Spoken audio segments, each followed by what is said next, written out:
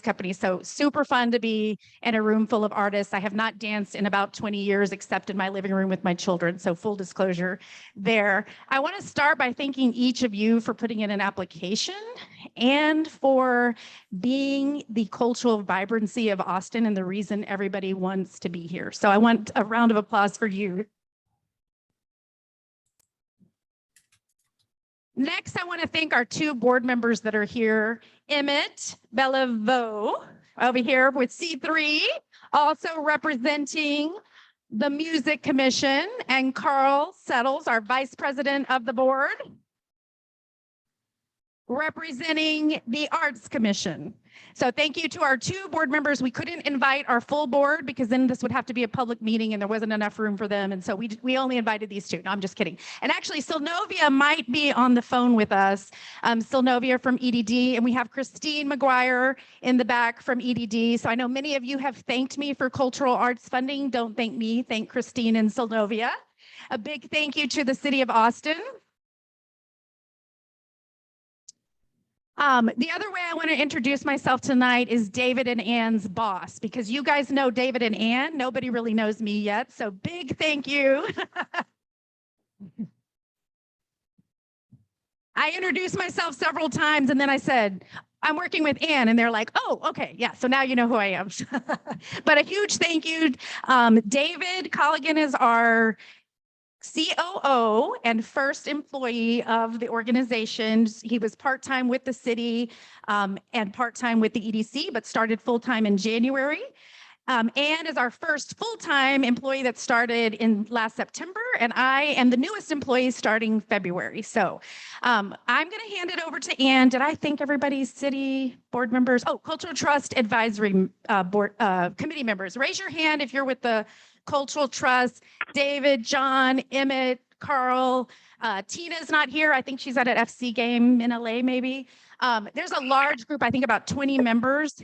Some of them might be on the phone with us. So I want to thank them. This is not an easy process, as you can imagine. Ann's going to explain the very complicated process. I know we're not going to be able to make everybody happy, so just want to start by saying that this is going to be a very difficult, you can see the talent in the room. We are looking for the most impactful ways to retain your organizations in Austin. Ann has a plan to help every single person. However, that's not going to happen overnight. So with that, I'm going to turn it over to Ann. And again, a big thank you for all the work she's put into this. This has been her main focus since September, and we have several other projects we're working on as well. So with that, Ann Haynes. Thank you. Thank you. It is just so gratifying to see y'all in person, and you're not just emails and boxes on the screen. And frankly, it's been the biggest welcome, Matt, for me here in Austin since I moved here. So really, really privileged to be in the company of you all. And this is the best we can do right now. We want to be as transparent and open about this process. It is not your typical grant program. It is very unique, and we're really creating a very new path. And I just want to say that that is going to take all of us to both figure out the best way to move forward. And I'm going to do an update. Hopefully, only you guys all know that I'm very wordy and my updates are endlessly complicated to follow. But we're going to go through about hopefully 10 to 15 minutes of updates.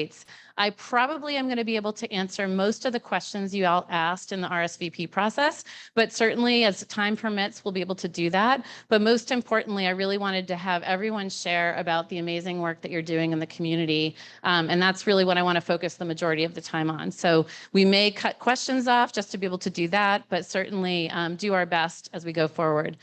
Really just the collective hug, really every single project that will go through the submitters were very unique. I actually looked up how many species of apples there were, which is 7,500, because there are at least thousands of species of arts, music, and culture in the city. It's really phenomenal, which makes it harder to be able to support projects because everything is so unique.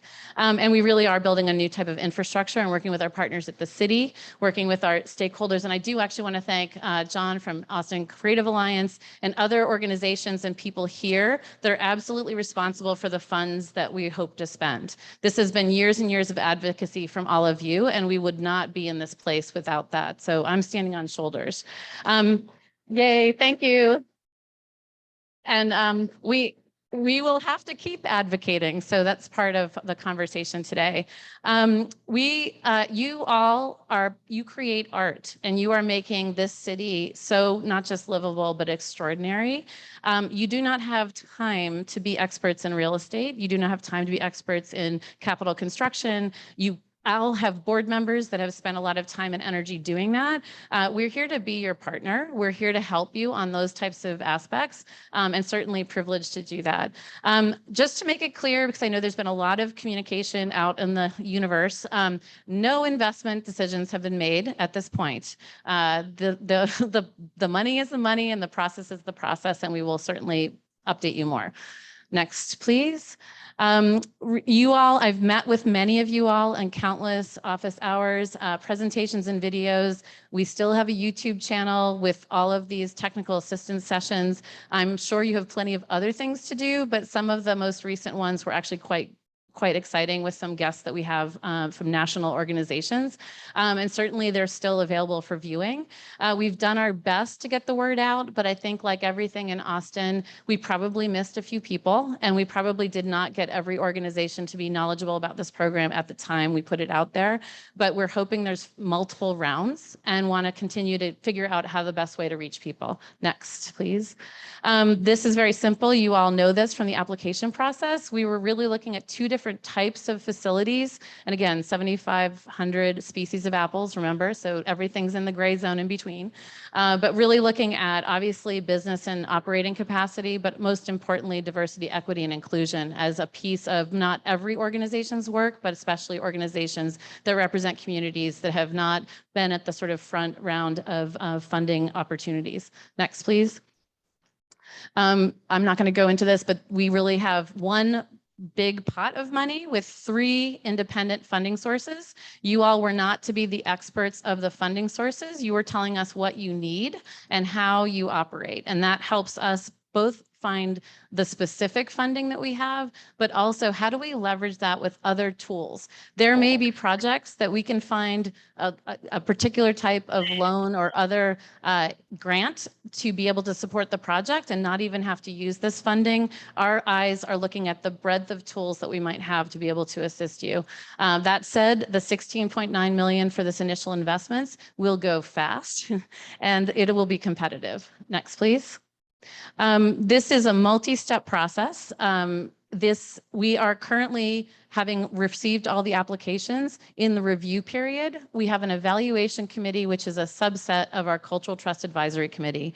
They have looked at all of the applications. Every application has been read 3 times, and we are currently looking at how those rankings happen, but it's not just about the rankings. The next step is the most critical, because we're really looking at feasibility from both the project and ultimately the capacity of the organization and how it aligns with the dollars that we have. So it's really a multi-step process. We're still in the evaluation committee period. What we're talking about now is heading to the next period of time, and that's what we wanted to really update you all on. So next. And it's kind of like a funnel. And in all good things, it goes through a series of steps before we get to what we've said from the beginning. And I know that not everybody has seen every document that's come out. We anticipate with that original amount of funding, 2 to 6 projects, hopefully helping more than 6 organizations, specifically in the new facilities where many many operations here have requested or suggested partners to be a part of their project. So it's not just 6 projects, 6 organizations.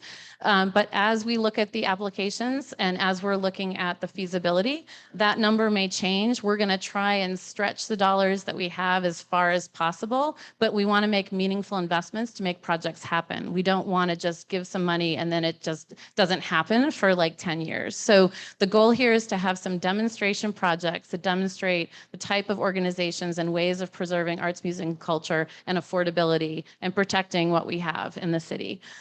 Just so you can understand it, we're at 45 submissions. We'll go through that. We then get to we call a long list, which means not all of the projects that will get invested in, but the ones that are the prioritized. And again, Teresa went through, we're a staff of 3.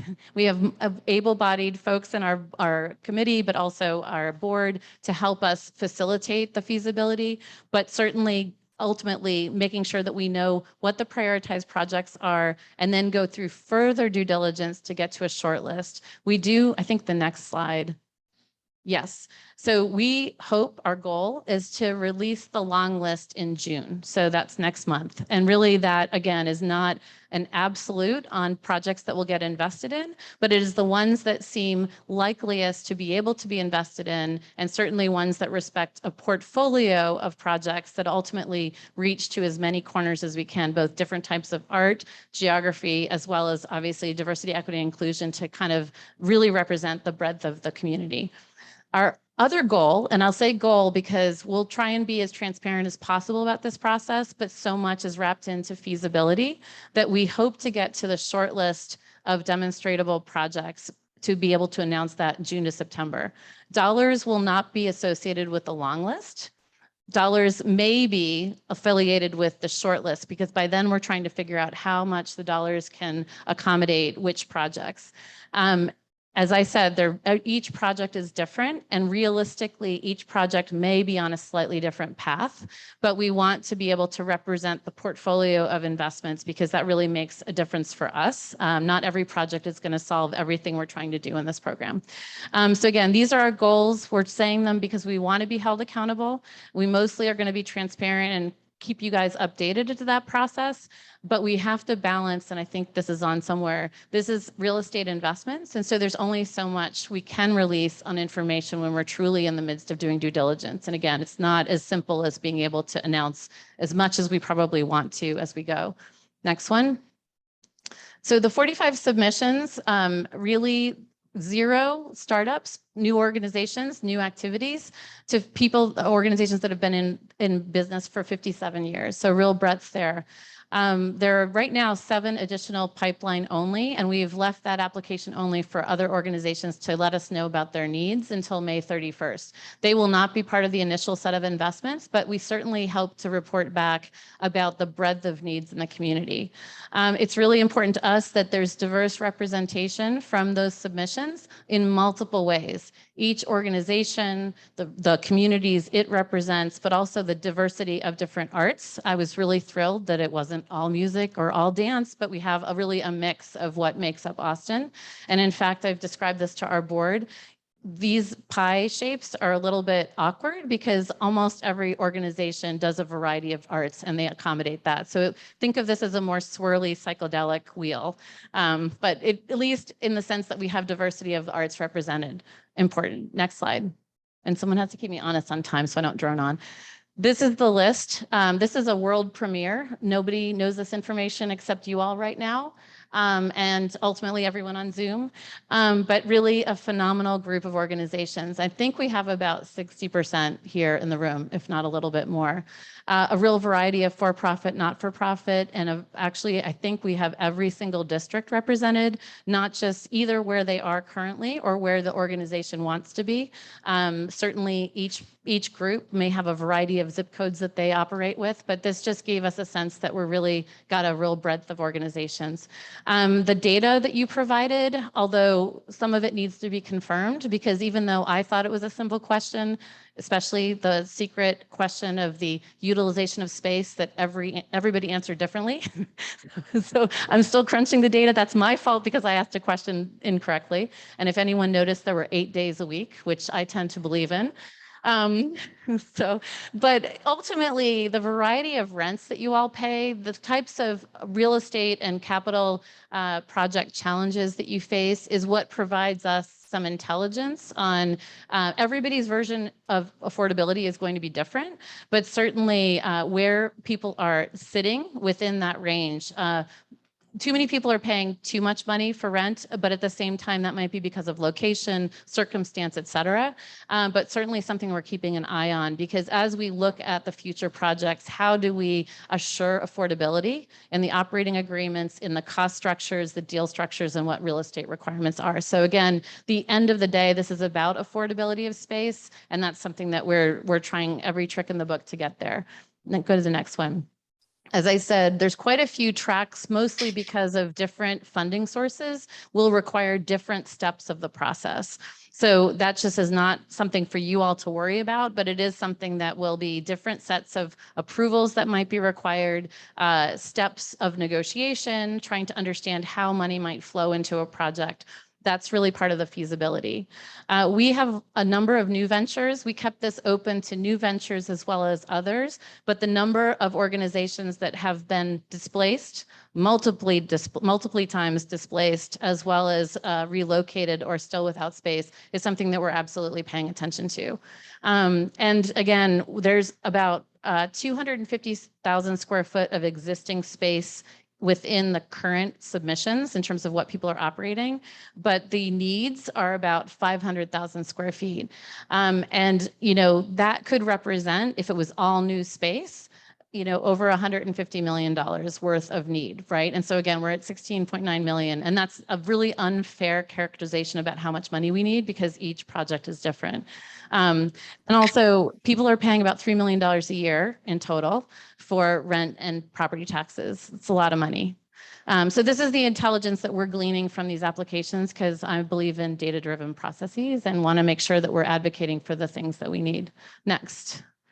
It will take time, and I think that there's multiple steps in this process, both review internally to make sure we have a feasible project, review on what is the next step from both, do we need to do an appraisal, a building evaluation, do we need to do design of a new building? All of that is going to take time. And mostly I wanted to just mention that we all know how imperative it is that we all figure out the challenges that you have as soon as possible. And you may need this information yesterday, because many folks did. But we are certainly trying to be as swift and nimble as we can. And again, working with our partners at the city specifically, because the funding really is city funding. So next. When we get to the long list, I wanted to kind of give you a picture of how that's going to look. There will be projects that we will identify as going to administrative feasibility or real estate feasibility. Those are the shortlisted projects that we will start working on. There might be, 12 to 15. We don't know yet, but I think that would be a list that we would prioritize in terms of our time spent to try and advance projects. It does not mean we'll get to a feasible answer on some of those projects, i.e., we want to buy a building and we just can't get to a resolution of buying the building. And so they're still in the pipeline. They're still part of our project mix, but we may not be able to do everything on that list. But those are the prioritized projects. We also recognize quite a few organizations that do need some technical assistance before even being in the long list, and wanted to identify projects that may need a little bit more, whether it's business feasibility or organizational feasibility. Those we are starting to identify those and hopefully looking for some resources to be able to do that work. And some of the projects are not for a couple of years, and it gives us a little bit of time to kind of advance them. And then a pipeline does not mean that you are relegated to a small little box in green, but you're still part of the overall family of organizations. if something on the long list becomes a lead operator for a building that is built with the creative facilities bonds, we will still be working with those operators and or you all to figure out if there's additional organizations that can benefit by being part of that facility. And those might be organizations on the pipeline. So again, it's not a dead zone. And it's certainly about really teeing up resources for future and what the needs are. But of course, you all may not be as smiley as you are right now when we present a long list, because that means not everyone can be in the long list, but we certainly want to keep a dialogue going. And we think of this as live boxes, not just categories. Next one. These are all the questions, some of them that came through the survey process. I think that we can talk about anything that we're presenting today, you can message to boards and advisors. This is the truth of where we are in the process. How they're going to be selected, I hope that I went through that process to begin with, so you understand that.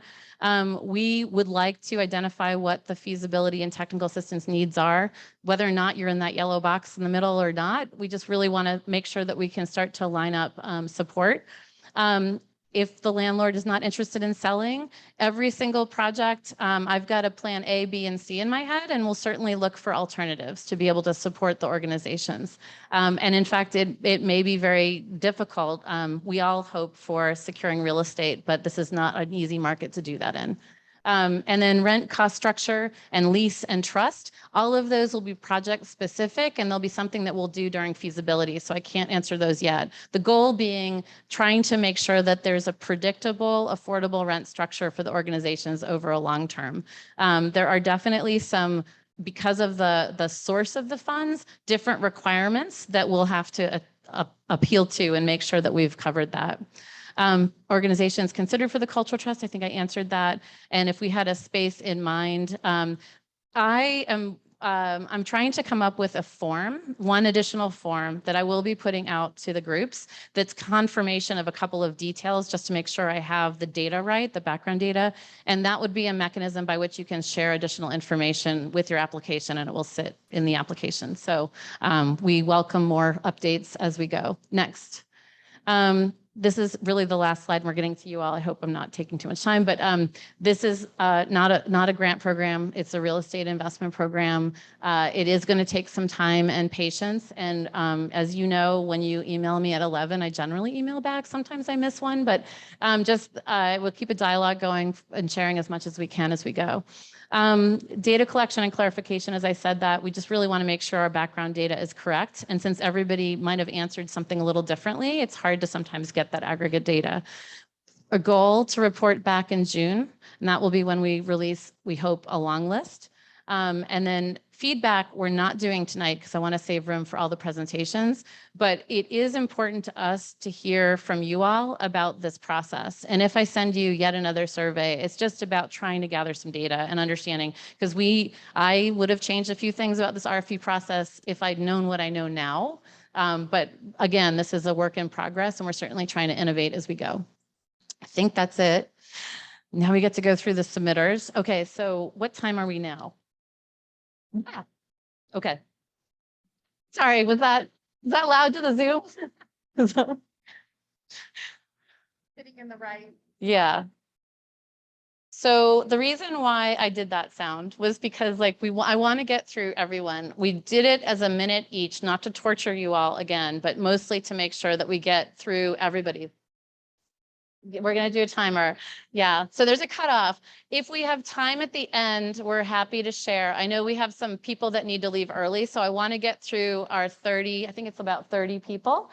And we're going to go through the slides. We're one thing out of order. We're going to start with the broken spoke, and then we're going to go through mostly in alphabetical order. You are mostly sitting in that order, but the goal is to pass the mic efficiently. And I'm so sorry. I hate cutting people off. You guys have so much more of a story to tell. I will figure out how to have 30-minute videos for each one of you on our website.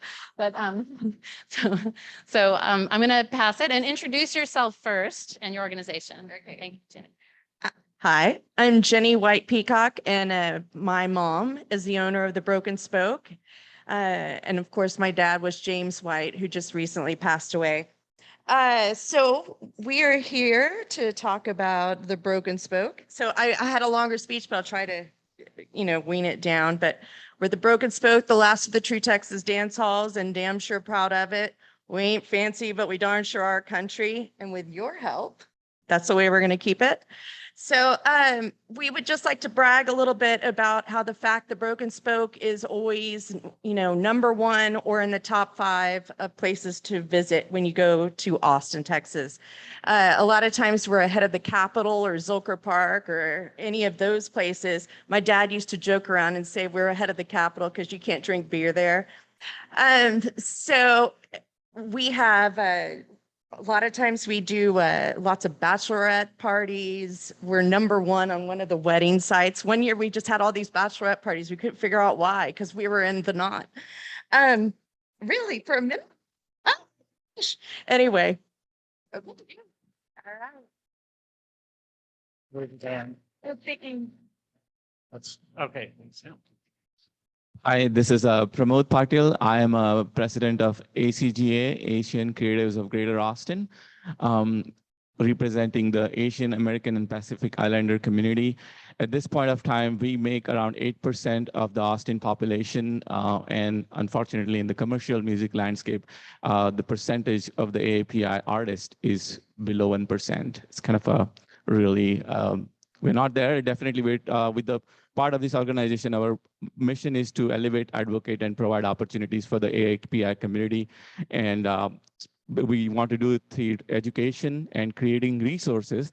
And that's exactly where we are trying to, our proposal to help create a music hub at the Asian Resource Center Phase 2 expansion. And that's what our proposal is. And one of the important things about it is we are primarily a community-driven organization. We are a 501c3, and we're working with many partners, Network of Asian American Organization, Greater Chamber of Austin, and we're a community-based organization, and we love to get the support for this awesome project. Stand. Hello, I'm Nagavali. I'm a musician, and I'm the chair for EQ Austin. A bit of a unique situation. We are the parent nonprofit organization that is advocating for music hubs across communities of color, including the Asian hub that Pramod just talked about. We have applied for a Latin music hub that Mr. Garcia here will speak to. We stand for diversity, equity, and inclusion within the commercial music industry. As Austin grows, it becomes very important to expand the brand of Austin music. We want these artists to have a home. We want to kind of bridge the gap between intent and impact. And that's why these hubs are very important. And I think I would just end with one point that these are going to be government facilities, because that way they can stay there in perpetually. They don't depend on individuals or private consents. Thank you. Well, Anton? Oh, let me start my timer over. Hey, everybody. I'm Will Bridges. I'm co-owner and operator of Antone's Nightclub, which is a music venue here in downtown Austin. Many of you might be familiar with it. It's actually the 6th location in our almost 47-year history. And while we're proud of that resilient culture and part of our heritage, we don't want to leave it up to chance having to find a 7th location when our current lease ends. We've got about 3 more years in our base lease, and we do have 2 5-year extensions, thank goodness, that we will definitely be exercising. But we're thinking 10, 20, 30 years beyond in Austin, and we're proud of the value we create in the community. Antone's, to me, growing up as a kid, the same things that I identified with Antone's are the same things we focus on now. Mainly lots of shows. We're proud about the diversity of the shows that we present. We're proud of the diversity of the artists that we support. And we're also proud of the community events and fundraisers that we host, which has also been a rich part of the Antone's heritage. So I'm proud that our city's doing this program, and we're honored to be part of it and considered, so that there's always a Antone's in downtown Austin.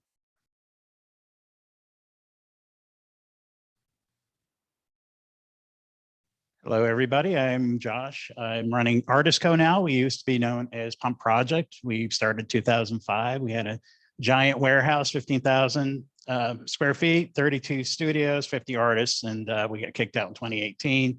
Everybody knows the story. We've been advocating along with a bunch of other people here for this art space. I'm glad finally this is getting off the ground. My big joke is like, I wish we could just make a time machine, go back, spend the money, make a time machine, go back. We can all get spaces, right?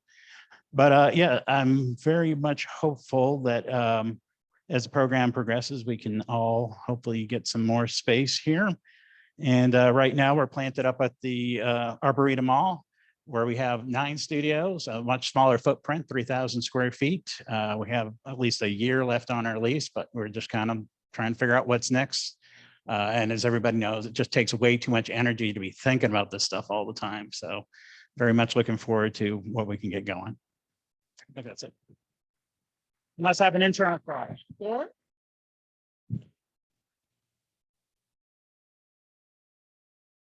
Hi, I'm Leah Meckling, Executive Director with the Austin Museum of Popular Culture.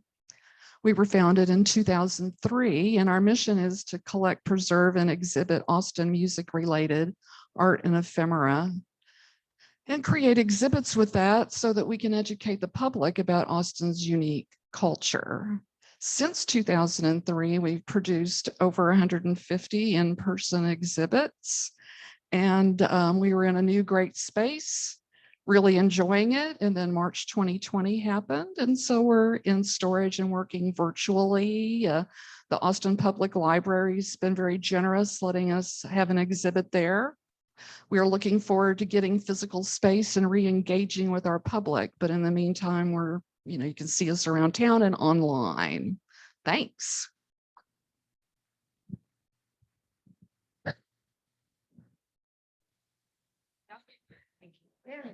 Hi, I'm Ben Wolf, Associate Artistic Director of Austin Playhouse.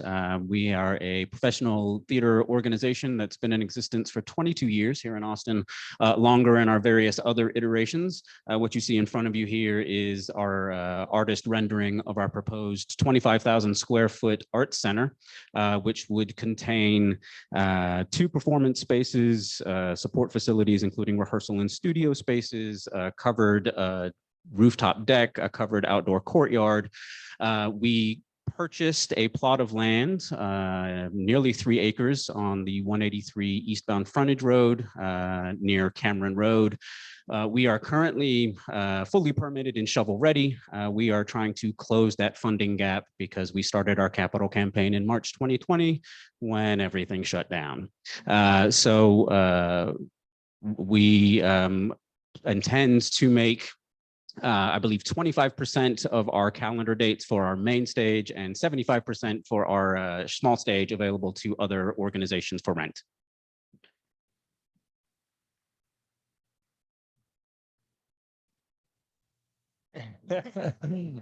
Bar set. Hi, my name's Austin Waldo and I run the Austin School of Furniture.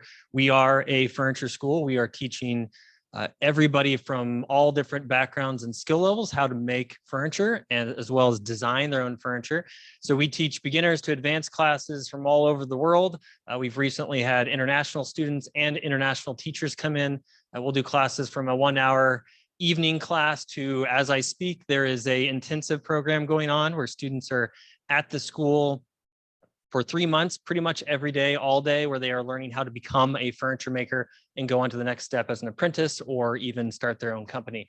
So we are looking to expand our space and add a community workshop, as well as not have to move again. We've moved 3 times in 4 years, mostly from real estate related issues that we're all having. But yeah, if you're interested in taking woodworking classes, now you know. Hello, my name is Anastasia Hara. I'm a rap artist, creator from Austin, Texas, and I'm here to represent CAKE, which stands for Creativity, Abundance, Knowledge, and Elevation. And we seek to empower women and girls who are interested in music and the performing arts. We have 3 goals: to educate. So if you got a daughter, a niece, if you want to learn how to make beats, write songs, record yourself in the studio. We want to do that. We also want to showcase, we know that there are a lot of women artists of color living and working in the live music capital. We want to be able to provide a stage and stages for those artists. And the final goal is to create. We started off as a collaborative project between 9 female artists. We want to keep that going and expand our circle. So we're in great company, and thanks for having us. Hi, my name is Belen Ramos. I'm a fundraiser by day and comedian by night. This is Cold Town Theater. We were founded in 2006. We've been in the community for over 15 years, producing over 20 shows a week for 7 days a week, 1,000 shows, comedy shows every year, award-winning shows that centered on diversity, inclusion, and equity. We strive to make a safe space for all performers to show up as their full selves without fear of judgment or prejudice. We were displaced from our space in 2020 due to the pandemic. We've been operating out of satellite venues as a result of that. And we are here today to continue on that great work and continue to be a training ground for comedians that go on to be on Saturday Night Live, The Walking Dead. What else, Dave? John Oliver, Comedy Central. So we are a training ground for premier musicians right here in Austin, Texas. Thank you so much. Good. All right. Hello. My name is Ray Price. I am I'm the area manager for an organization called Notes for Notes. It's a music nonprofit for youth of all ages, pretty much like a record label for youth, but we're housed inside of Doris Miller Auditorium. It's a historic building in the historic 6th Square in partnership with Pat Bookta from Austin, Texas musicians, Austin Parks Foundation. We want to restore this building, create it, turn it back into a performance arts venue to give people all walks of life, all ages, the opportunity to use the space as it was back in the 40s and 50s. It gave artists of color the opportunity to perform in the Chitlin circuit.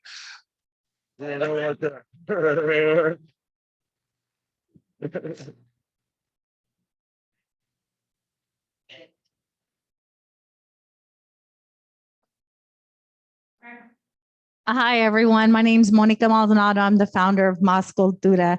So I could go into everything that's on this slide, but the most important is going to be these 2 pictures. So the first picture is of an art exhibit we hosted at Springdale General, and we carpooled about 20 kids from Dove Springs to experience the art, to meet the artist, and they were given art kits. The picture below is going to be original graffiti writers from East and South Austin. None of them had ever had professional headshots. So we set this up. We also did obviously some art that day, but overall our mission really is to bring art into underserved communities and work with underrepresented Latino artists. Testing.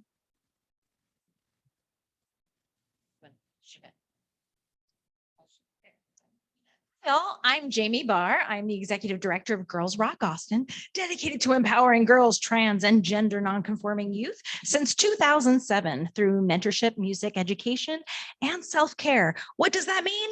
Well, we have projects and programs all over the board. We have our Girls Rock Camp, which everybody knows about. We've actually had many of you as volunteers before, but we have renamed that to be more inclusive to girls. To GRA Rockarama, and that is our new camp coming up in July. We just had our Mama Slay Mother's Day Tea Party extravaganza, and it was Bubble Tai Chi. We do very whimsical events. Yes, I know, but we have a bigger problem in this community is actually finding a space where we could actually stay and do all of these programs, where we have our rock camps and we show kids how to learn how to play an instrument, how to record a song. Oh man, that was great. Volunteer, we need help. Hello, everybody. My name's Gavin Garcia, and we had heard about the Asian Music Hub earlier, and also with a group called EQ Austin that works with equity and commercial music. The intention we have here is to have a Black, Asian, and Latin music hub for the city. So there's a portal of entrance for communities of color in our very Anglo-oriented music scene. And to do that, the MAC this is already the construction, it's taking place. The Latin Music Hub will overlook Town Lake on this glass floor to ceiling music hub and the next iteration of the MAC. So this is on Rainey Street, again, we support with Ray's talking about what Harold will introduce shortly. And again, this is the Latin Music Hub, which will be serving Austin's largest population demographically, probably for the next few centuries. So thank you.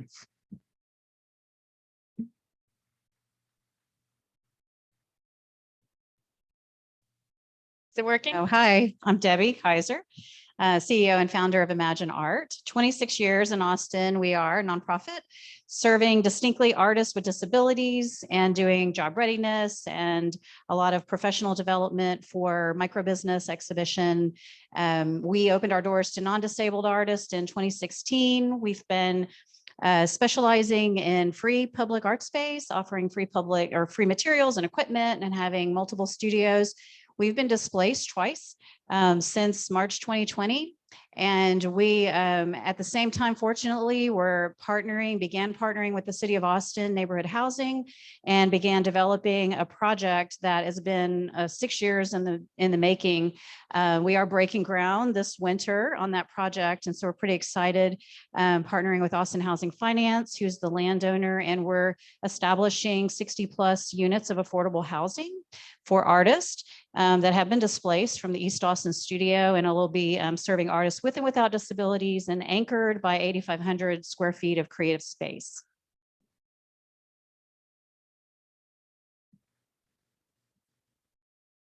Hello, my name is Faiza Kracheni. I am an East Austin native, 78702. If you know, you know. I'm also the co-executive director of Motion Media Arts Center, which is a 20-year running arts nonprofit and cultural hub in East Austin. And the location of the space is very important. As a person that was born and raised in East Austin, having a facility in East Austin for artists of color and lower income artists is of the utmost importance. I was one of those people. I kind of still am one of those people.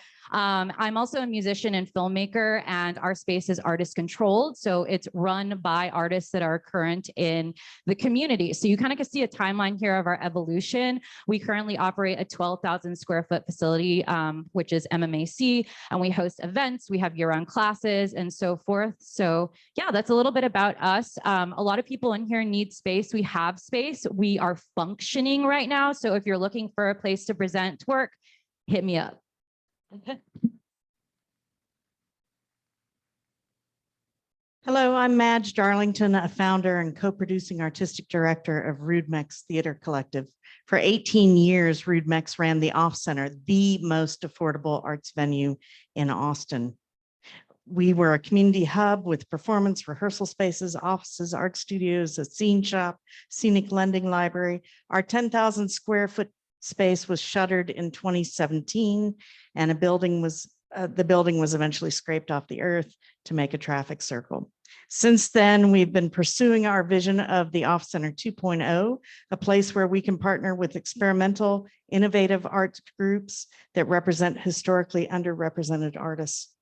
On the slide, you see the proposed 411 Chacon, a City of Austin owned property that is an ideal location for cultural and arts facility that could house not only our project, but many others as well, because we have staked our entire careers on the value of collaboration and collectivity.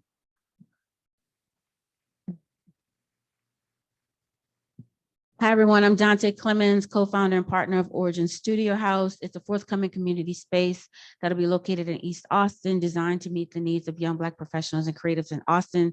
The idea for Origin was really born out of this desire to retain some of the young Black professional population that moves to Austin, gets sad about the fact that we don't have a lot of Black folks here, and then they move on to Houston or Dallas. And my co-founders and I basically decided that instead of complaining about it, we realized that Austin really just lacks some cultural infrastructure for this particular population. And so we wanted to create a space where creatives could gather, and those who are the fans of the art can come and support those creatives. And so we have a coffee and cocktail program that we're working on. We'll have food and bev as well. And the idea is that we're located on the east side, and folks can come and celebrate artists and support them as well. Thank you.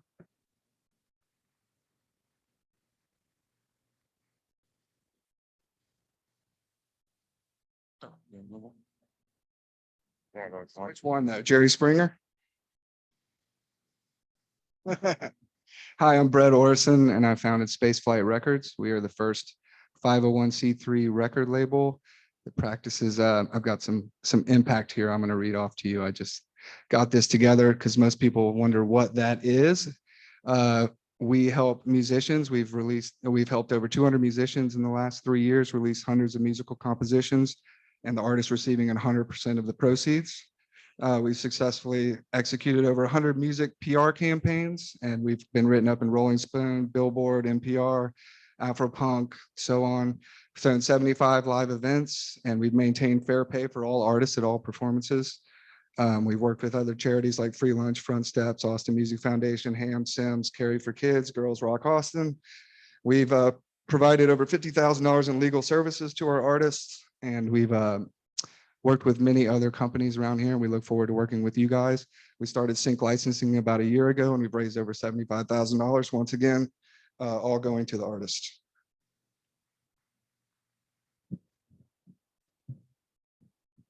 Hi there, I'm Karen Lachelle. I'm the Executive Director of Creative Action.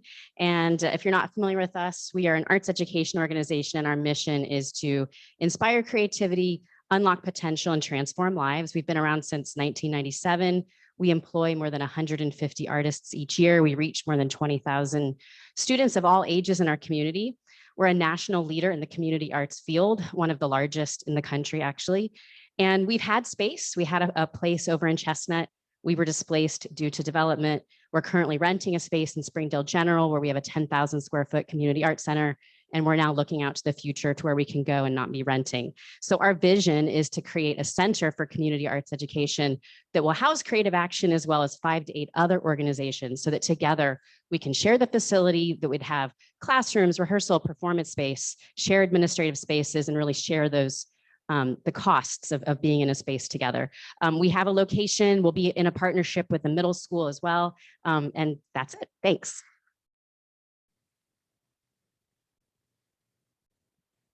I guess that's me. No, I was going to say that's not me.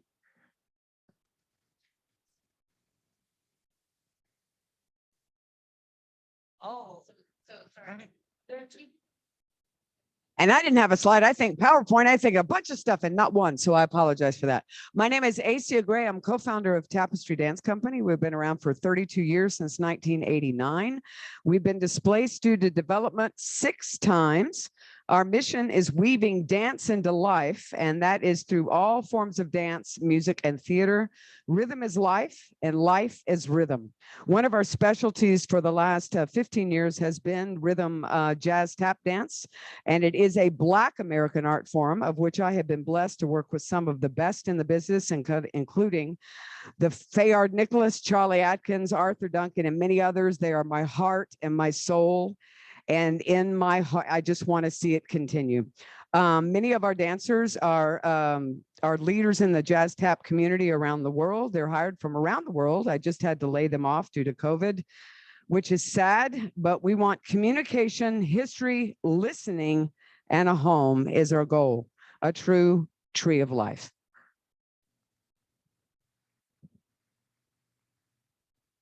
All right, 1 minute. High points. I'm Damon Jones, and my project is the Magistery, which is a new venue that will showcase a fully restored 105-year-old grand carousel that holds 52 horses, half of which will be original wooden hand-carved ones, and the other will be new fabrications of fantasy horses. In addition to the carousel, we'll have a stage for live performances and collaborating with Austin's diverse music scene as a venue, and also looking forward to collaborating with painters, fabricators, sculptors, artists on the restoration efforts, as well as ongoing collaborations to come up with the weirdest and whimsical things that can help preserve and promote the the character that Austin is known for.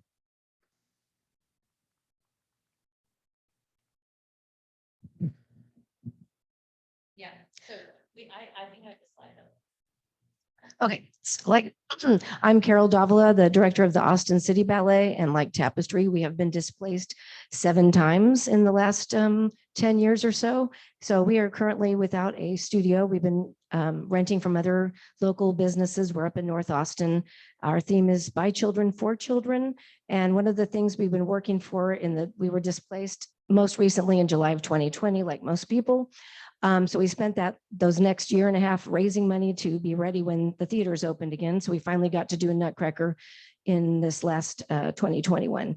But our goal this year has been to open to be more with the DEI. And we did a program just last week at the Doherty Art Center called Love is Love, because we have lots of young dancers who are exploring their lives in different ways. And we wanted them to feel comfortable in that environment. And it's just been wonderful, especially for young teens who, thank you. Okay, we're gonna do Kim and then Harold, actually. So I think Kim, go ahead. Okay, my name is Kim Wright. I'm representing the Millennium. My slide there, you see, the Millennium is 23 years old, staple in the East Austin community. We're in the Rosewood district. We're classed as an indoor recreation center. So we offer several types of entertainment, but the venue was originally constructed with a movie theater. Theater hasn't been operational in at least 5 years. And so it's 150 seats. Our project is to renovate and repurpose the theater and make it more amenable for part cinema and part performing arts. We'd like to offer our venue to small theater groups, schools, and industry professionals. We think it would be a great training platform or location for people who are trying to get into performing arts. You know, where do you go to learn how to be a stage manager or hone your directing skills or your writing and learn all of the back of house?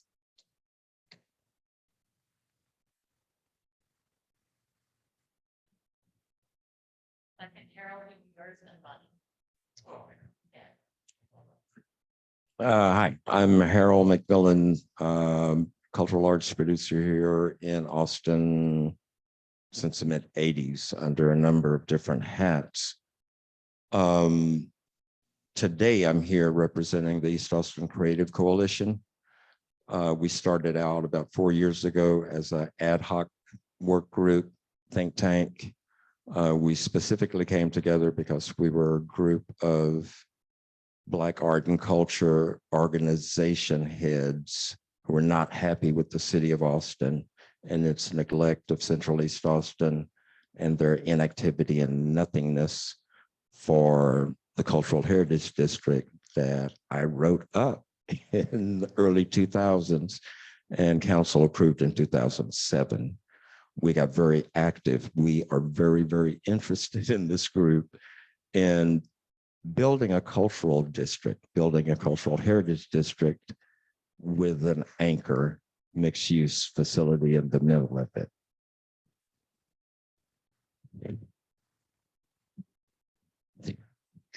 Hi, I'm Bonnie Cullum, producing artistic director of The Vortex, and I'm here with managing director Melissa Vogt. And we're now preparing our 35th choral season. We were founded in 1988. We moved into a derelict warehouse on Manor Road in 1994, and now 28 years later, we've built a cultural harbor with a theater, bar, restaurant, and nationally certified butterfly sanctuary. The Vortex brought stability and vitality to Manor Road. The property's grown 10 times in value and taxes over the last 20 years. We're planning rehearsal and storage space, a commercial kitchen, and gender-neutral restrooms. We create theater, dance, and music and offer drinks at our butterfly bar and food at Patrici's. We provide a community destination and a butterfly sanctuary in 6 Square, Austin's Black Cultural District. We engage in radical transformation through edge-walking artistic creations and inspirations. Magic emanates from our cultural harbor, engaging spirit. Our space and our culture support expanding circles of inclusive community. Our art reflects diversity of people and voices from the global majority, and sustainability and environmentalism center Earth at our foundation. Hi there, I'm Erica Holland and I'm with the Umlauf. The Umlauf Sculpture Garden and Museum is dedicated to exhibiting the work of Charles Umlauf and several visual and performing artists in the Central Texas space. We provide many programs and events that help our youth and adults. And what we'd like to do is we would like to extend the museum to include the home of Charles Umlauf that sits on top of the hill looking over the museum that also has an art studio. It'll provide the opportunity for people to learn more about the artist and the history of Charles Umlauf. It'll also provide additional space for programming and events for the community, and also just a great place for children to learn more about art and expand our shaping space in Camp Umlauf.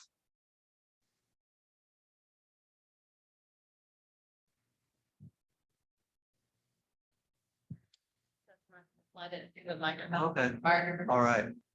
Hi, I'm Mark Maychek, and I'm founder and manager of the Splinter Group, a maker space located on Springdale Road and Cesar Chavez. We have 25 member artisans who work in wood, metal, ceramics, and jewelry. We have been in East Austin since 1997. And our motto is keeping the trades alive in Austin, Texas, and not everything can be condos. We have also partnered with the Austin School of Furniture in the past until COVID shut down their classes, and we'd love to work with them again. Thank you so much.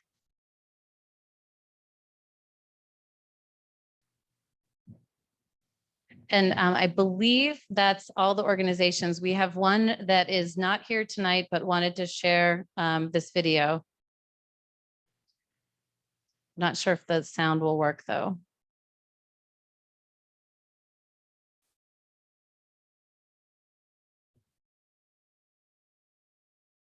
And put it in the air. So what time?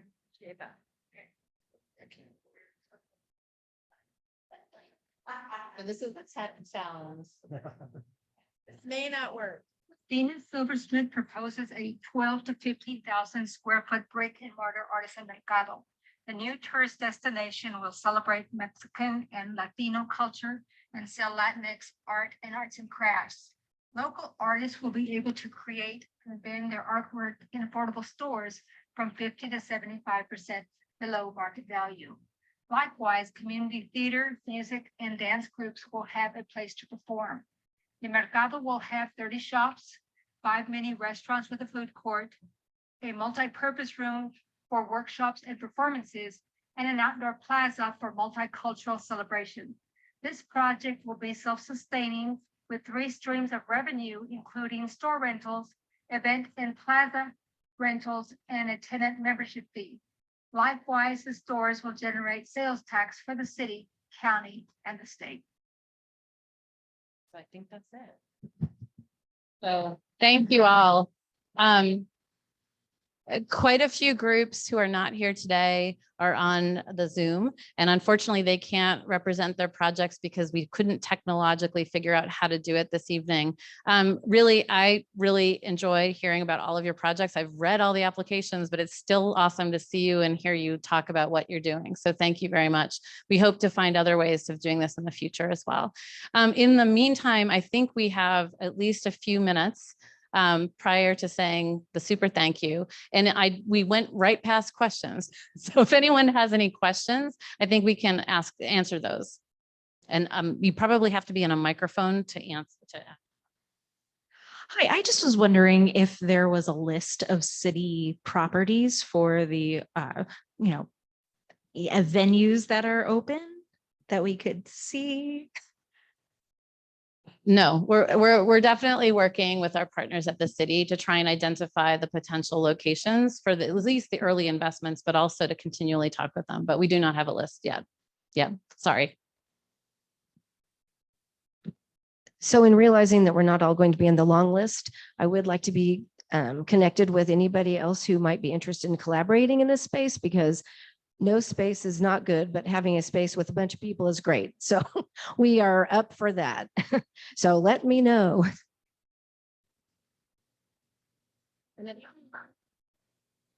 Oh, yes. Did you want to say who you were? Oh, yeah. Carol Dava, the Austin City Ballet. So yeah, we'd love any place. Thank you. And you had a question. I'm sorry, I'm slow going up tall stairs. Thank you.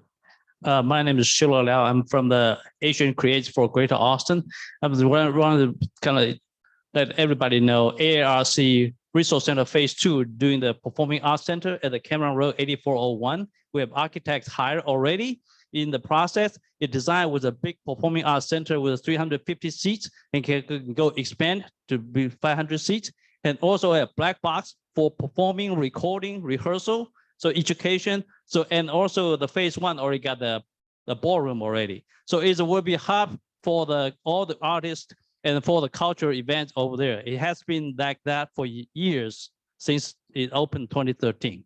So if that's helpful, get the fund, we build the center, build the performing arts center, and also the black box, and welcome everybody come to use this center for all the artists.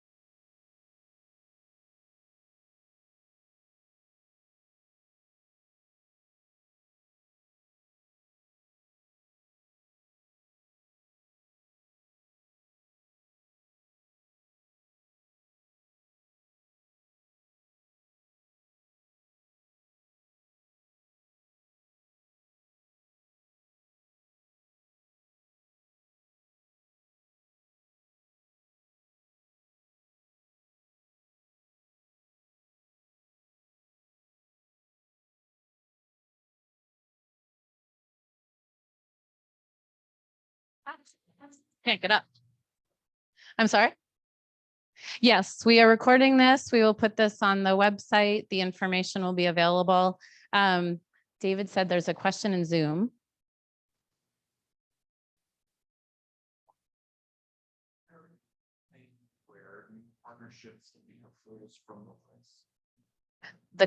I won't be able to repeat the question, so.